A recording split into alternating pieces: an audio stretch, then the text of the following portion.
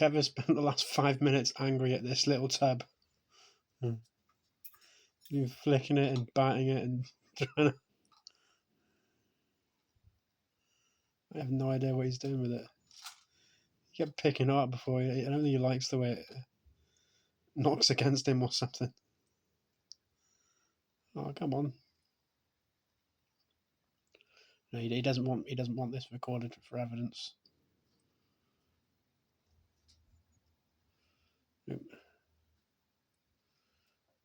You can't eat through it, bud. They're closed jars. You got loads of food on there. You just knocked out.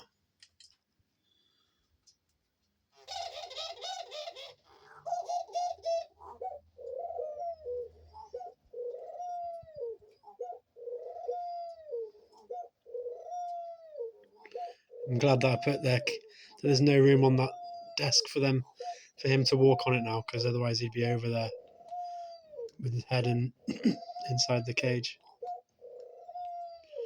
You gonna jump? One bottle gone.